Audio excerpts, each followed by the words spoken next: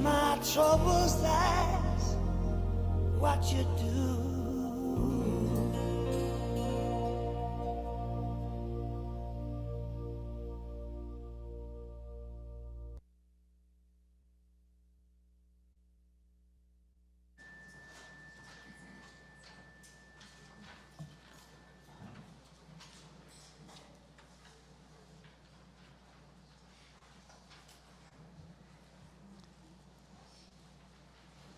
Good morning.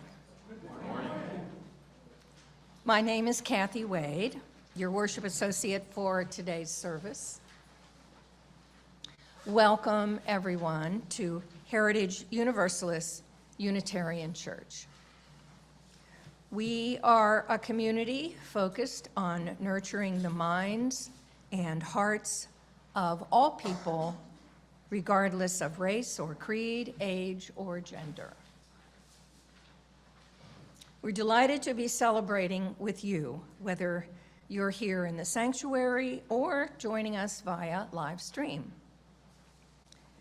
And I want to offer a special welcome to first-time visitors and invite you to sign our guest book, which is out in the lobby. If you are new to Heritage and you would like to know more about our community or how to get involved, I hope you will reach out to our greeter from the Board of Trustees, who is Meredith Meyer, waving her hand there. And she would be happy to talk with you after the service and even give you a tour of our campus. Please also take a look at the two-sided sheet that includes our order of service and other important announcements, where you will find wonderful opportunities to get involved and be of service in this community and beyond. In fact, I'm going to invite Meredith Meyer up right now. Meredith has come up with some of our fundraising events, and she has an announcement.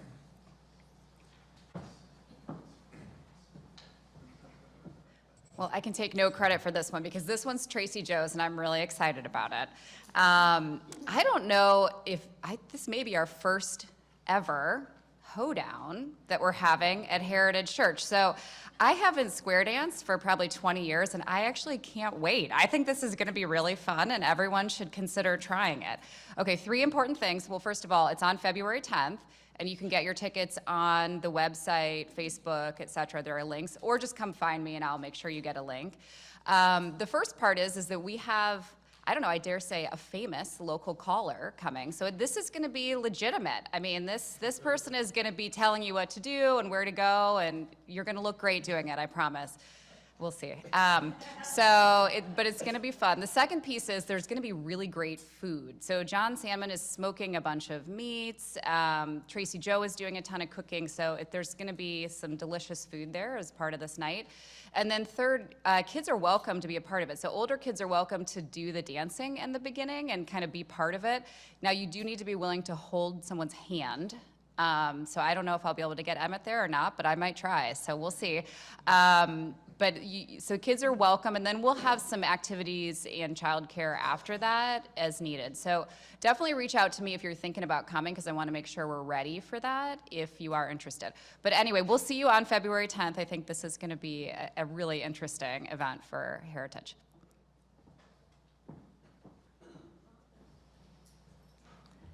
Thank you, Meredith. Do we have to have special skirts to wear?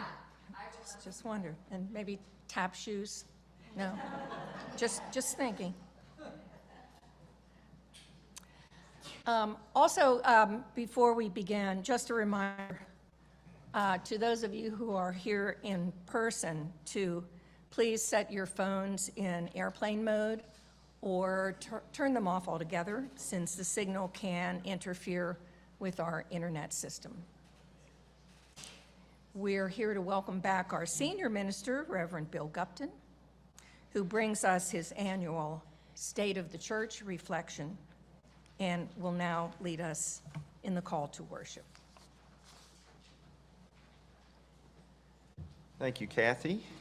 For this morning's call to worship, I turn to one of my favorite readings from our hymnal from the 5th century Hindu poet Kalidasa. Look to this day, for it is life, the very life of life. In its brief course lie all the verities of your existence, the bliss of growth, the joy of action, and the splendor of beauty. Yesterday is but a dream, and tomorrow is only a vision, but today, well lived, makes every yesterday a dream of happiness and every tomorrow a vision of hope. Look well, therefore, to this day, my friends. Look well to this day. Come, let us worship together.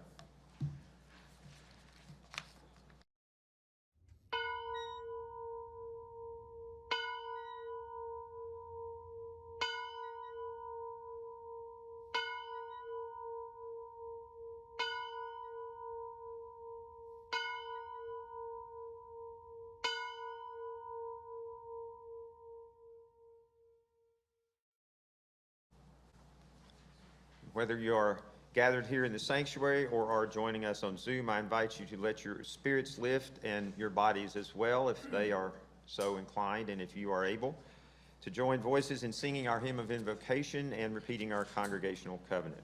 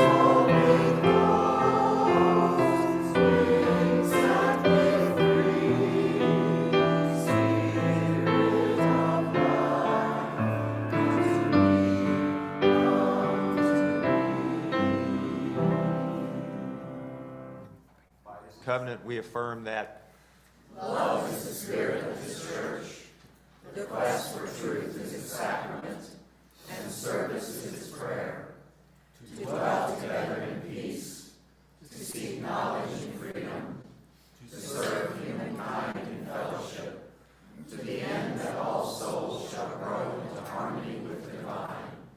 Thus do we covenant with each other and with God.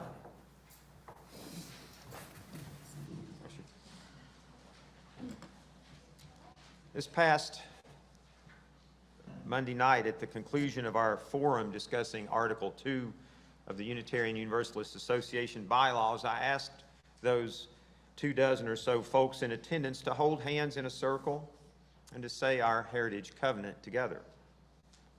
Then, just like now, the words rolled easily off the tongues of just about everyone present. After all, we say these words together every week, and have been doing so literally for decades. These are words that many, if not most of us, have memorized. And so it perhaps behooves us every now and then to be reminded of where they came from, how it is that we say this covenant every week, our particular covenant, and the many variations thereof that are sometimes used in other UU congregations are often considered a Midwestern thing, though at the time they were written, they arose from what was at then called the Western Unitarian Conference, and specifically the Church of All Souls in Evanston, Illinois, just outside of Chicago. Here is what was adopted by that church after being written by its minister James Viola Blake in 1894. The first line, of course, will be very familiar to any one of us. Love is the spirit of this church, our motto, if you will. But look how short this original version is, just 6 lines. It's much simpler and has a few very different words. Maybe you noticed the word law. During the last years of the 19th century and into the first half of the 20th century, this formulation became popular in many churches, both Unitarian and Universalist, throughout the Midwest.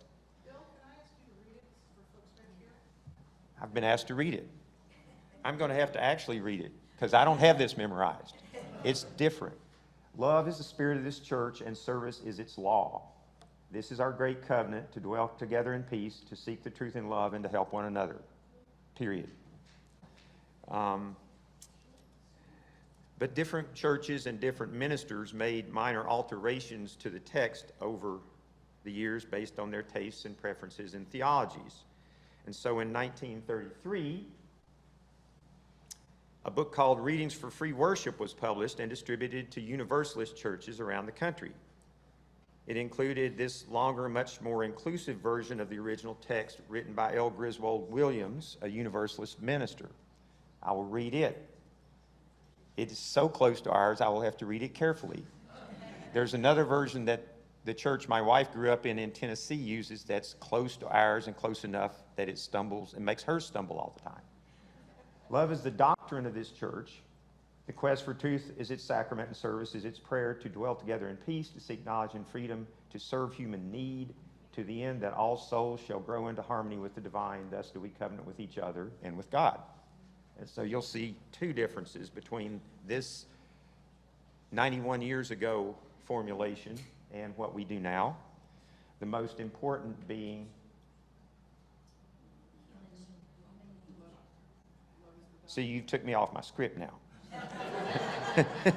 The most important being what my predecessor, Eleanor Artman, changed in the, I believe, probably the 1990s, maybe before. Maybe we'll find out soon. Love is the doctrine of this church. It's been changed to spirit. I think that's a good call. Doctrine is not something we really do around here. So I thank Eleanor for doing that. The other change is to serve human need has been changed to humankind in fellowship. It talks about the kind of religious community we are, a church where love is the spirit and where love is centered. This is who we are. And this is also the end of today's All Ages history lesson. Now for our All Ages present lesson, maybe even future. Here's Lacey Adams, our Director of Lifespan Faith Development. Okay,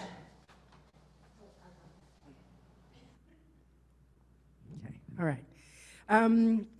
So our all ages lesson today is actually not going to come from me. It's going to come from our young people. So I'm going to invite all of you to come forward.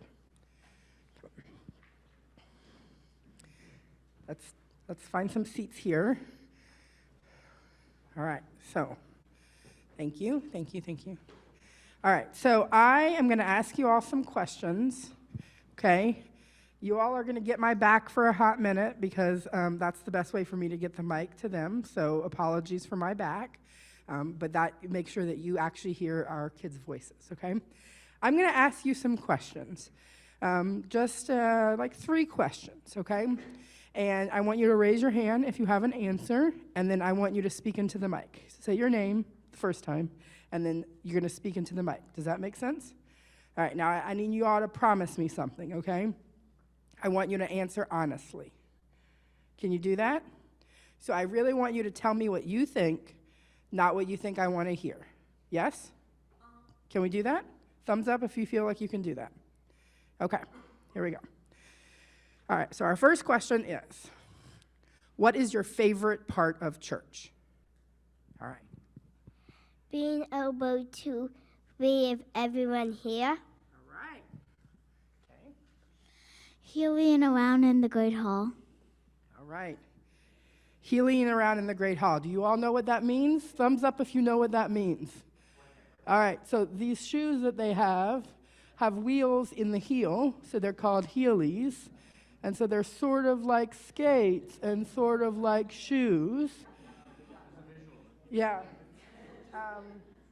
Yep. And they skate while walking. All right, I would die if I did that. There would be like a hip injury that would occur, but all right. So just to say, Ellie was the first to speak, and then this was Kate. Anyone else would like to share? All right, Alice. I like when we do something well with the other kids. Okay, so like being with other kids. Okay, perfect. That was Atlas. Anyone else? Yeah? The kids' time. Time with kids. Okay, so I'm gonna say something here that they haven't said that I'm like, I was ready. I was ready to explain this contextually for all of you, but they didn't answer it. Oh, say it. I have one more. Yeah. I like the basketball thing in the kids' room. That was not what I thought they were gonna say. And the foosball table. Okay, so one of our classrooms is actually set up as a play space for them. And as we do space upgrades, like I mean for that to continue to be true. Because like being here at church is not the same as being at school. And like we work intentionally to make sure that they experience this as a place for them and not as something that they have to do as part of school. Okay, so like that's part of why we do include always play, whether or not that's outside or on the playground or in our space. All right, so I thought that they were gonna say donuts. Who loves donuts? All right. Okay. Although we don't get donuts as much anymore. All right. Okay. We need more donuts. Yes. I actually had a donut this morning for breakfast. Allie got her donut before she came. Often when our young people talk about food, we sometimes think like, oh God, why are they talking about food at church, right? But I think it's a useful reminder for all of us, right? That like how we fellowship with each other over food is an actually really central part of how we do church. It's not just for our kids, it's also for us. So like they just say what we sometimes think, right? So like when they say they love being here for donuts or food or coffee hour, it's also true for some of us that we love coffee hour or we love potlucks or we love being here when there is food like the smoked meats. That sounds lovely, right? So if anyone was like yummy smoked meats, that's the exact same as them saying they love being here for donuts. It's just they say what we teach ourselves not to say. Okay. All right, so second question. What is it about RE? That's when we learn together, when I am with you all, me and a few adults learn with you all, not in here. What about RE do you think do you love, or things that you learn from RE that you think is important to share? All right. Being with everyone, learning how to be with everyone and do stuff with everyone right. There we go. Yes, how we learn from each other and how we do things with each other. Thank you, Ellie. Last week we painted rocks, and I love rocks. All right. We painted 5 smooth stones. Anyone who was here learned about 5 smooth stones. So we often do parallel programming. Kids are learning what you're learning, just in a different way. I like that you give us time to play. Yeah, okay. They like that they can play. I'm good for that. All right. I like when we all got items and put them in a circle for some reason. All right. Like tangible things when they're learning, items and circles. Yes. Alice? I like when we meditate so we can feel calm. All right. That is actually something Atlas learned mostly at Peace Camp. So more information coming out about Peace Camp shortly. All right, last question. If you could change anything about the church, what would it be? All right. If I could change anything about the church, I would say I would think to change the church and put the coffee in here and the place out there. All right. Coffee hour in the sanctuary. Worship in the grail. Switch it out. Switch it out. Put a pancake and waffle bar in the kids' room. Kate has been very consistent. I've been asking them, as we talk about space improvements, I've been talking with them about what they want, what they think we need. Kate is very consistent that there needs to be cereal or pancake or breakfast bars of various ways. Yeah, I'm highly consistent. All right. We should have an ice cream bar. All right, ice cream. All right, anything, Atlas? All right. We should turn the church into an underwater church. I love y'all imagination. All right, okay. All right, thank you. Yes, Kay. We should put a swimming pool in the church. All right, lots of desires for swimming or other kinds of water. We should build a better playground where bees won't go. Oh, okay. They would like a better playground. There are not bees at. We do have bees or wasps sometimes on the playground. It's something we manage, but that is something that they don't love. All right, Juliet, we're going to give the last word to Juliet. We should have potluck every church town. Potluck every week.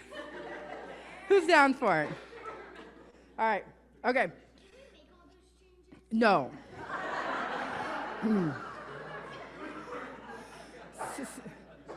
Yeah, she said, can we make all of those changes? And I said, no. Sometimes when we aspire to things, they take work and they take a lot of conversation and community, and we have to figure out what's feasible. So, like, I love your ideas, but our ideas are part of other ideas, okay? All right, we are going to get sung out. I will talk with you more about these suggestions in our own time. So we're going to head out, and we're actually going into the playroom today, into the playroom. You've learned that these kids are good negotiators.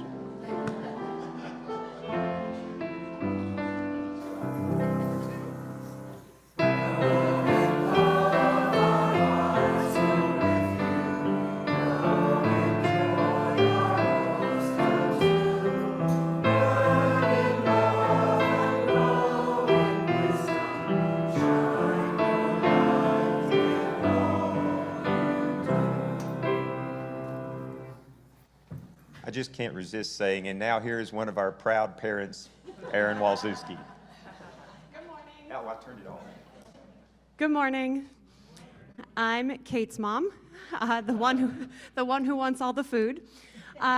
Here to talk today about sharing our abundance. If you're a visitor, then this may be new information for you, but every week our offering goes not to the church, but to a local, national, or international nonprofit that connects with our message for today. Today we are supporting once again IPM, Interparish Ministry, which is a food pantry here in Ohio. They're one that we regularly celebrate. But when Bill and I were talking about what the theme of the service was today, he said it was State of Our Church. So I thought we would do a little game here during sharing our abundance for State of Our Food. So I'm going to read to you some iconic foods, and then you guys all yell out what state you think they're from. Got it?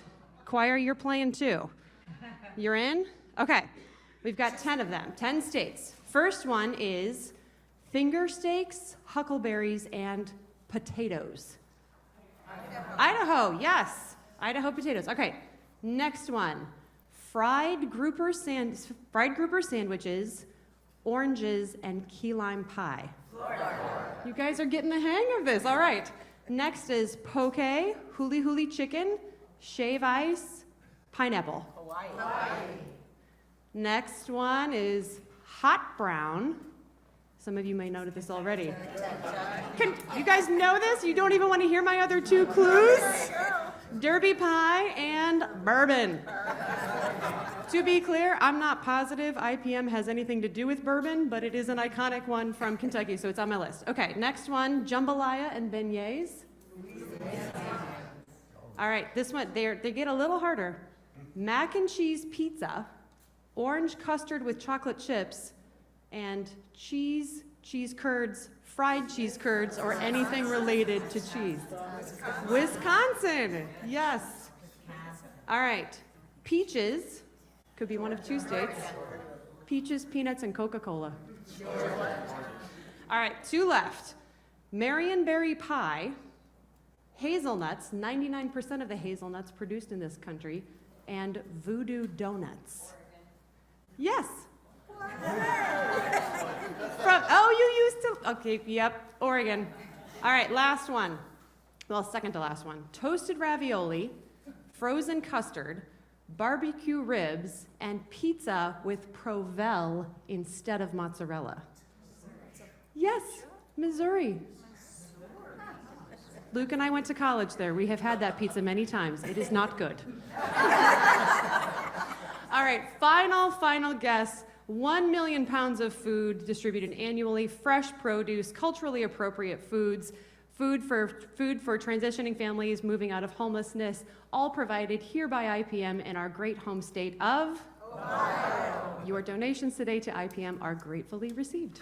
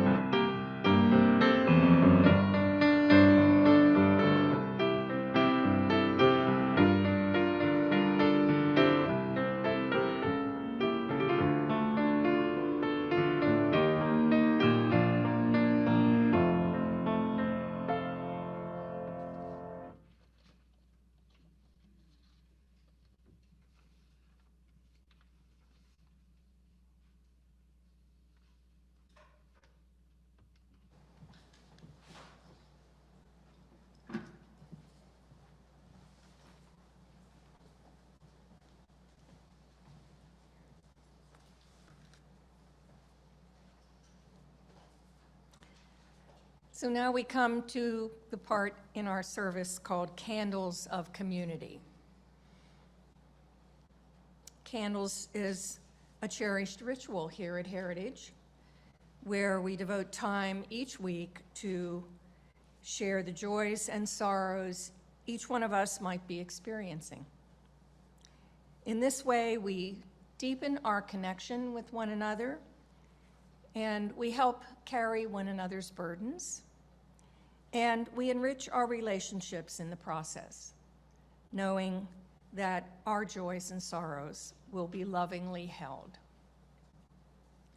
We often have emailed requests, which I will share first, and then those here in person will be invited to share, lining up on either side of the sanctuary.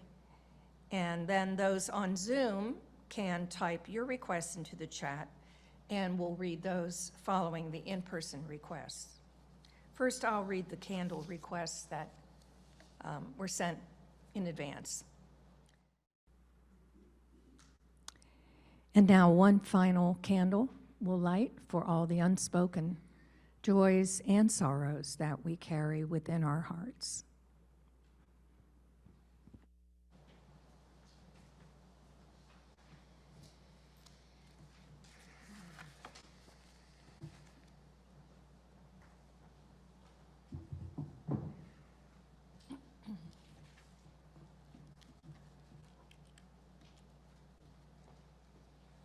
If you would now take out your hymnal,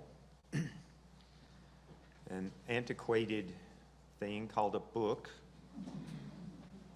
Those of you here in the sanctuary, that is, can take out your hymnal. And you know they're not going to be publishing hymnals anymore.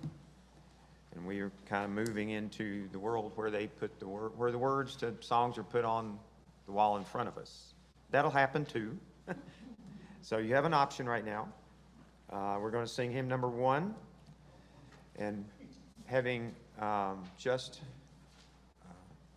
experienced Candles of Community and what is going on in our community and what is our purpose for being together in this community, I invite you to keep that in your mind and in your heart as you rise as willing and able to sing hymn number 1, May Nothing Evil Cross This Door.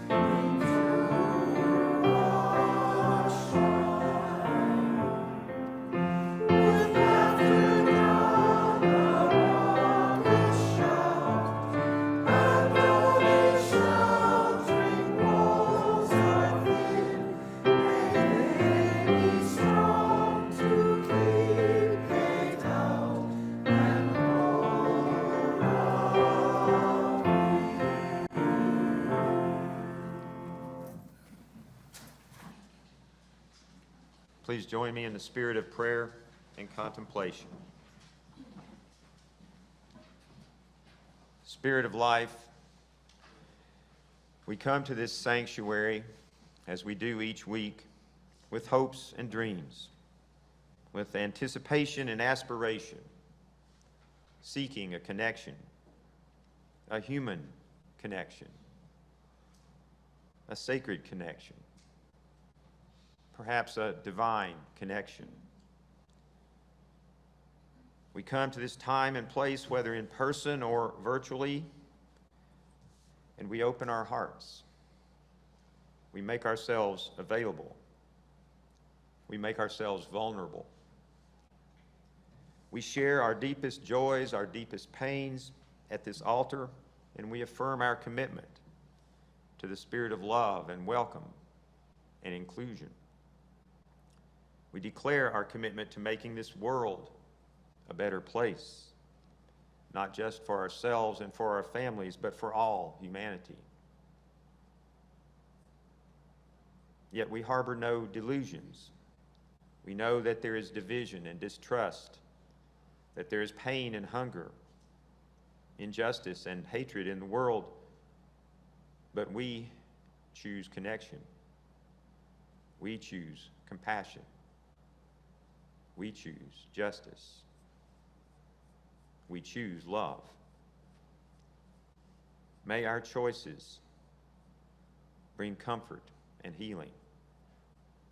May they bring sanctuary and safety. May they bring peace to us and to all who enter here.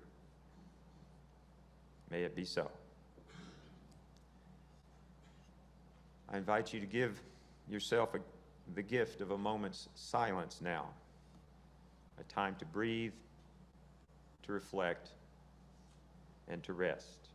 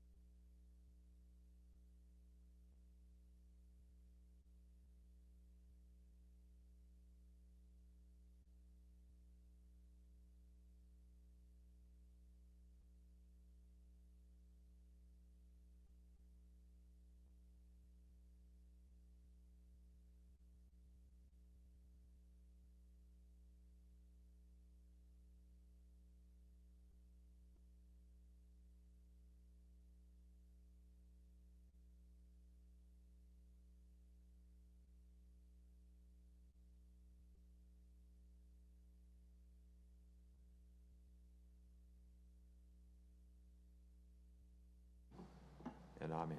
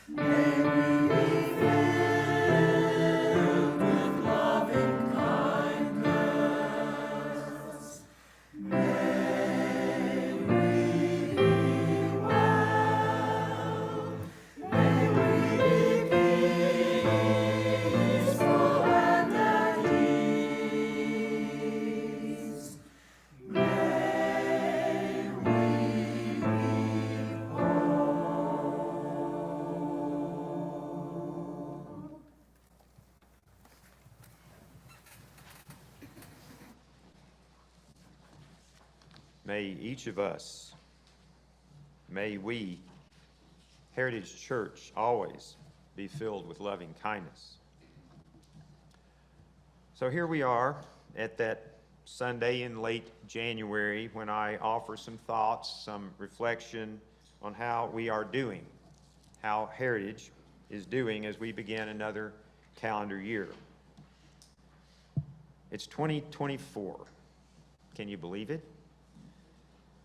For some of us, myself included, that number is simply impossible to fathom. We are 24 years into the 2000s and 22 years into my time here with you as your minister. There are a few of you who were here all those years ago when Jennifer and I and little Patrick arrived at Heritage. There are a few, but sadly fewer with each passing year. For the wheel of life turns, as it always has. And this is one of the reasons we have churches. This is one of the reasons we have Heritage Church. Later this week, we will bury Adam Mansfield, who grew up in this church, in this building, when it was brand new, and his father was our minister emeritus. So as we pause to reflect on the state of the church, as I like to call this service each year, similar to the President's State of the Union, I'll get to that next week, we pause as well to grieve and to remember those whom we have lost in the last year. Meanwhile, we welcome with joy and anticipation all those who have found Heritage Church, all those who have started attending our Sunday services, whether online or in person, and participating in our public events and activities, our discussions and celebrations. Welcome. Your presence enriches our community, and we hope that you will become an active and deeply engaged, even perhaps integral, part of this community in the months and years ahead. And let me say this about the state of our church. As much as the generation that built this building and inevitably will join the ranks of the ancestors who bequeathed to us this congregation itself, which was founded in 1827. And as much as those of us in, say, the next generation of this church, and I'd like to include myself in that group, as much as we are now aging in place, as the saying goes, as much as all of that is happening, there is also a new generation of Heritage members who have joined the flock and joined in the leadership of our church. And here I include Lacey Adams and a wonderful growing group of folks who are now parenting young children in this church community, just like Doak and many of you did earlier. It is a new generation that brings with it different life experiences, different life expectations, and thus different expectations of church. Add to this mix of generations and expectations the newest folks who come to Heritage, folks of all ages who are still coming in our doors week after week. And we have, my friends, an exciting place to be, a very exciting community to be part of, a community not only with a history and a heritage, but a community with promise and potential. And I feel good about our future. Perhaps it would be best here to remember, because we might want to put it out of our minds, that the pandemic has had its impact on us. But also let us remember it's nothing compared to what I'm hearing from a lot of my colleagues and what I see as I look around not only the UU world, but at other houses of worship and many other denominations as well. We are not, and this is a fact, struggling to pay our bills, as many others are. We are not saddled with debt. We are not laying off and firing staff or splitting into mistrustful, bitterly divided factions. When we have disagreements, and we do, we seek to address them and one another with love and respect. We live and offer forgiveness. This past Monday night's forum is just one example of that very important reality. And as a result, folks are coming to Heritage Church from other churches. When someone or some family in our midst finds that they must move away from Cincinnati, as has sadly been happening a lot lately, whether for professional or family reasons, they invariably tell me that one of the main things they will miss most about living here is this congregation, our people, our sense of caring, compassionate community, the love that is the spirit of our church. And thus, for some, our Zoom services have become a lifeline as they watch on Sundays from Mexico or Canada, Florida or Arizona, and more. Recently, someone who's about to join those ranks, someone who will be moving away later this year, asked me what was the secret sauce at Heritage Church.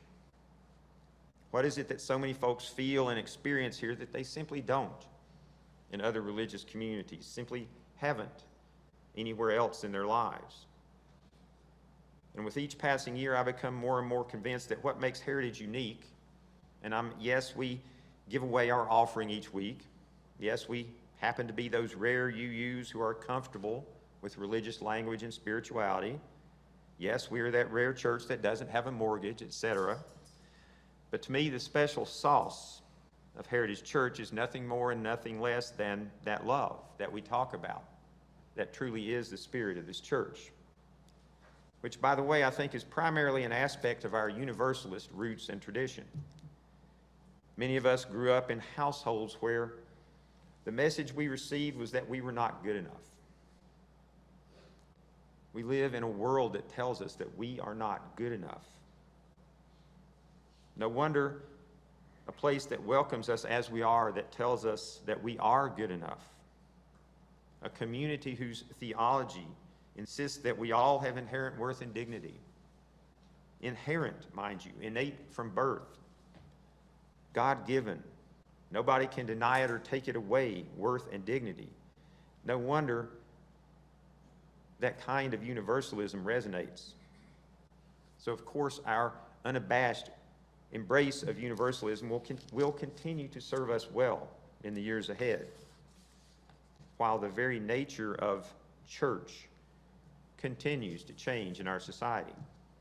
Any community that centers love and bases what it does on acceptance and inclusion rather than hatred and exclusion, that's a church that will survive. With all that said, however, I must also report to you that among us within our congregation, I'm beginning to notice and feel, hear and see an underlying layer of tension and unease and maybe even anxiety about the future. And it warrants our attention. Many of us, dare I say, all of us, are on edge these days. Perhaps it's related to those changes I spoke of in our wider world. Changes, perhaps, that are bringing into question the very nature of what church is. Perhaps it is other societal pressures and anxieties, or denominational pressures and anxieties, many of which are asking us to take uncomfortable looks at ourselves and at the foundations upon which we have built our society and our institutions. Perhaps it's all that leaving that I spoke of, all the goodbyes, the departures of good, solid church leaders, good and caring human beings from among us, whether those leavings are brought about by age and death or by moving and migration. Goodbyes are painful. Perhaps it is the fact that this fiscal year we had to dig deep to achieve a balanced budget for the church. Whatever the reason, this week when I asked congregants for their feedback about the state of the church, many expressed concerns about such things. And foremost on a lot of people's minds was our budget, our finances. As one person put it, our sustainability.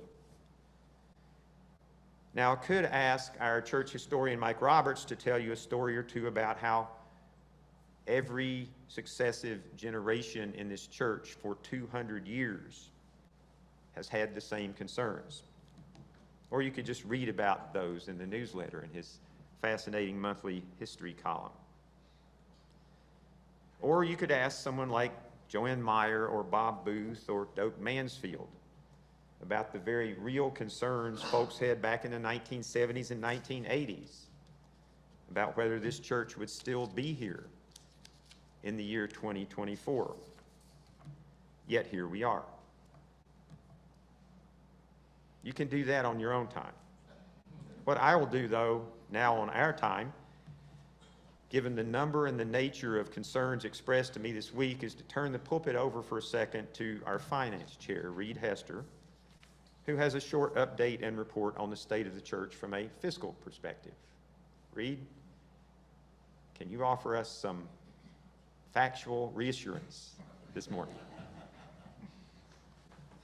I received a short text from Bill the other day asking if I would do this. He did not explain to me how he would be setting me up for this update, but I'm very happy to be here. I think this may be the last Sunday of January where I can say Happy New Year to all of you, and I am actually quite delighted to report that we are in a very solid position with our finances as we reach, and by the way, I'm reading from an heirloom article that you can all get in this latest heirloom that Barb just announced earlier. We are in a very solid position with our finances as we reach the halfway point in our church fiscal year. I want to thank the board and the volunteer spirit within our congregation for bringing loads of energy and excitement to our fundraising efforts and for making some hard decisions that have worked out very favorably for us this year. As I think back on where we were at this time last year, I can see that we were concerned about losing our long-time Taekwondo renter. We were facing mounting energy costs and confusing billing practices from Duke Energy, and we had what seemed like daunting fundraising goals. I'm very happy to report that we have made great strides addressing each of these challenges, while all of you, our members and friends, have stepped up with your financial support of our church community through your pledges. As we faced the prospect of losing our Taekwondo renters, the board made the difficult decision to substantially increase the cost to Turpin High School students to rent spaces in our parking lot during the school year. We went into the school year with bated breath, wondering how this price increase would impact sales of parking passes, only to find that Turpin students and their families took the increase in stride. We sold out just as quickly as ever. This price increase, along with a few other rentals tucked into the year, are more than making up for the loss of our Taekwondo renters, and this has been a huge help for our budget. I want to thank Martha, our church administrator, for working diligently to seek out new contracts for our gas and electricity suppliers to lower our prices. And Martha has also worked diligently with Duke Energy to make sense of our even billing, also known as budget billing, and ensure that we're not being overcharged. At this time last year, we were staring down some of the highest energy costs we have ever faced. And now, halfway through this fiscal year, those costs have been brought into line and well within our budget. And that brings us to fundraising. We have set a high bar this year. And we dove right into the challenge early in the church year by moving our yearly auction from the spring to the fall. With the auction already behind us, we are now more than halfway to our goal of $21,000 in fundraising, after we exceeded our goal last year by raising almost $19,000 on a goal of $16,000. Congratulations to all for achieving as much as we have this year already. As we make our way through the second half of the church fiscal year, please be on the lookout for opportunities to host, plan, and square dance in fundraising activities that are at least as important for their community building impact as they are for their financial impact. So as we move through to this part of the new year, we'll soon be planning for our 24-25 fiscal year budget, and we'll be setting a pledge target for our spring pledge drive. Our pledge campaign will start in earnest on Stewardship Sunday, March 10th. And by the way, it made its way into the heirloom as March 17th, and then Bill and I made a last-minute decision to change that. So March 10th is the date of Stewardship Sunday, which is one day of stewardship. It's really the kickoff to stewardship season, which goes through the spring. You can learn about our most recent stewardship campaign from this past year on our website in the stewardship section. And if you're interested in volunteering or helping in any way with the pledge campaign, you can email huucpledge@gmail.com. That'll reach me. So here's wishing you all a productive and positive start to the year, and let me know if you have any questions. Thank you. Thank you, Reed, and thank you to all whose gifts, whose time and talent and treasure make and have made Heritage Church financially sound and viable. Now, let me not gloss over, however, some other concerns that folks have shared with me as we talk about the state of the church. While most of us acknowledge that we have finally reached a place of equilibrium following the disruption caused by the pandemic, almost everyone who has been here for 4 years or longer mentioned just how much they miss the days pre-COVID. And it's okay, let's acknowledge that we miss those pre-COVID days when we all met together here in one place in a full sanctuary, when potlucks and dinners were filling the great hall to bursting, and when you could always count on 1 or 2 dozen people to be present in any discussion group or gathering. When committees, yes, committees were full and fully functioning. These are some of the things that we have most assuredly lost since the pandemic. And they are things that all the evidence and all the experts tell us will likely never come back. Our world, and therefore by extension our church, is just different now. It's a reality. We are more digitized, more distracted as a culture, and there's often simply too much competing for our attention. It doesn't mean we don't care about injustice and suffering, about what's going on in the wider world, about what's happening in our communities and schools, about Heritage Church, because clearly so many of us do care, and deeply. It simply means that here in the year 2024, we have by necessity learned how to ration our time and our energy.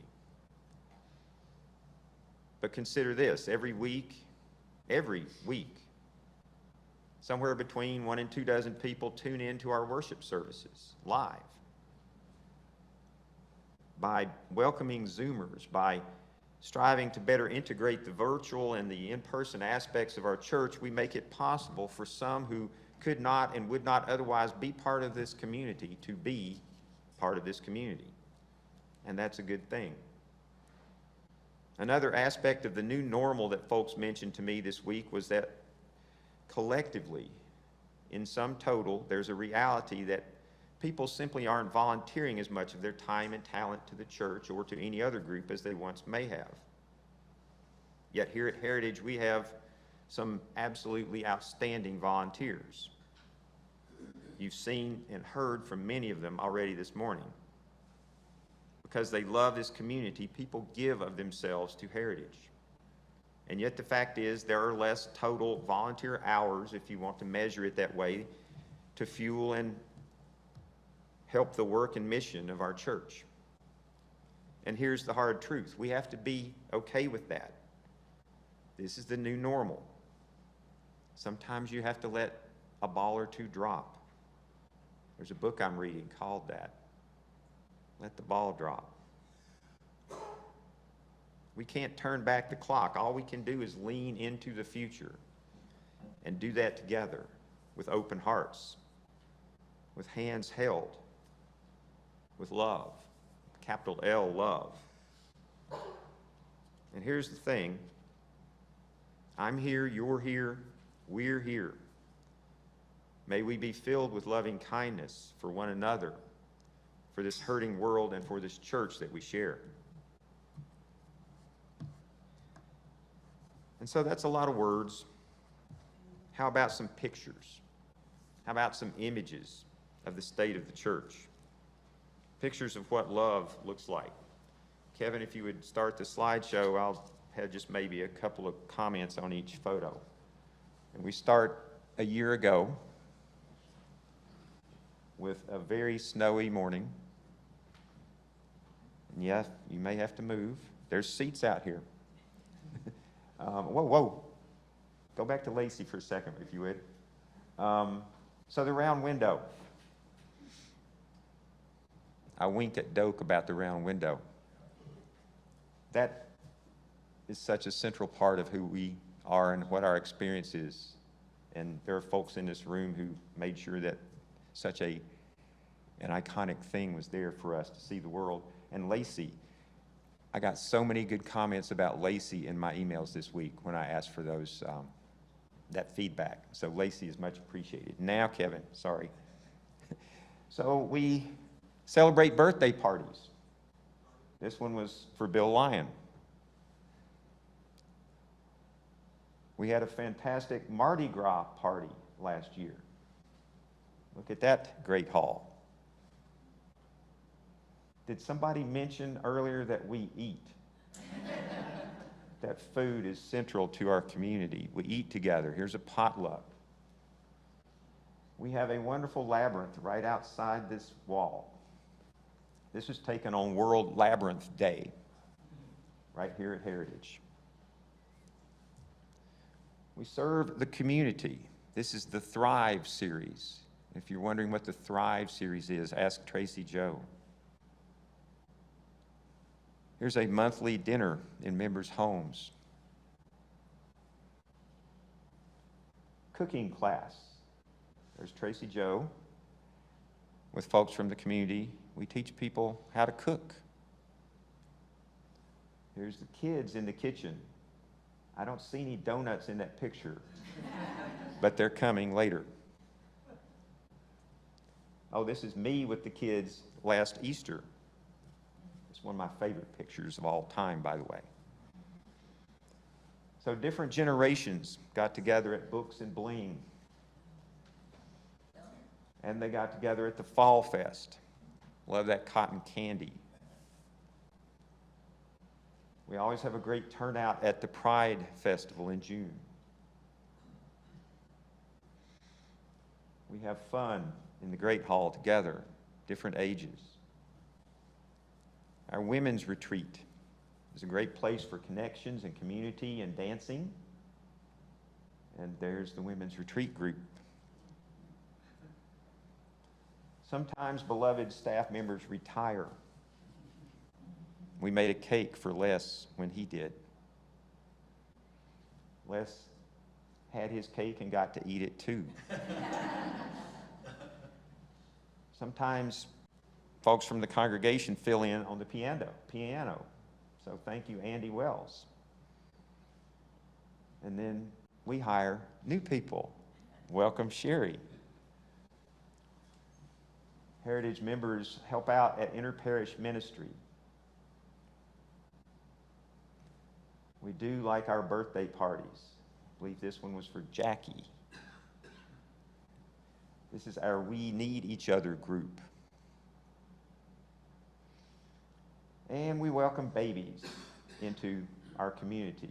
This was a baby shower for Lacey and Emily. The guest of honor, Molly, is not pictured, but Ben is. Oh, look, it's donuts. I believe this was called the Donut Challenge. People standing in line for popcorn at the Fall Fest. Note how many people you see in this picture who are not part of our community. This event draws in people from all over Anderson and elsewhere, and hopefully we'll be doing that again this fall. There was a bouncy house at the Fall Fest, and there were some bouncing ponies. I do have to, this is the starting line, and I will mention that I totally left Alvin in the dust in this race. There was no dust, you're right, no dust, figuratively. In December, we started a hugely successful tradition by inviting 10,000 villages to hold a holiday bazaar in the Great Hall. Again, lots and lots of folks from outside the church came and spent money in the church. We raise money, and then we go Christmas shopping for inter-parish ministry every year, and this is one of those shopping trips for inter-parish ministry. And of course, Christmas in this sanctuary and right here in this chancel, always a joyful and beautiful time of year. So that's just a year, another year, 2023, in the life of Heritage Church. You know what we didn't have a picture of? The choir. You know what you're going to get to hear now? The choir.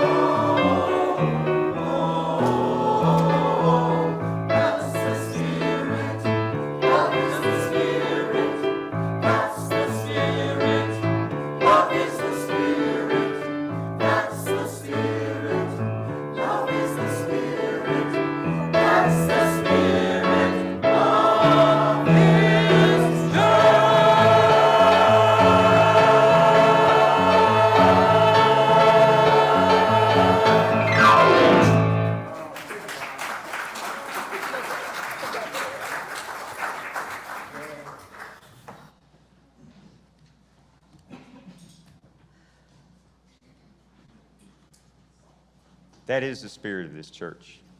And with that rousing rendition of the first time we've ever sung that, I believe, your order of service says that I'm going to offer some closing thoughts, but nah. That's good enough.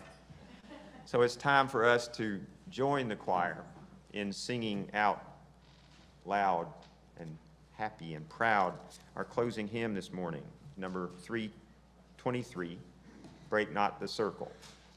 Now, if you're using your hymnal, please remember that at the end of the first line, we heritage people prefer to say empowering rather than enabling. Hymn number 323, Break Not the Circle.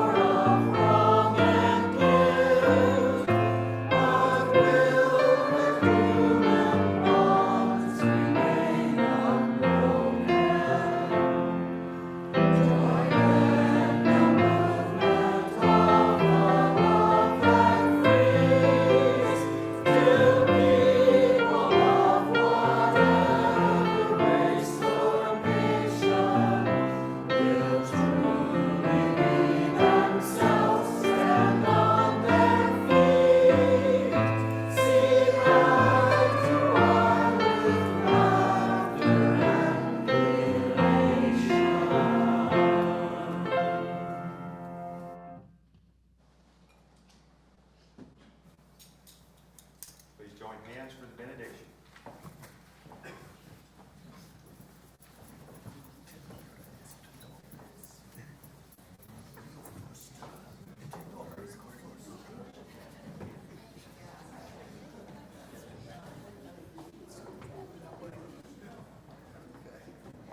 You guys go that way.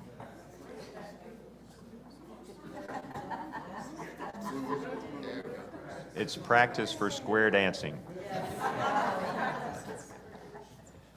May the Spirit of life, that each of us possesses,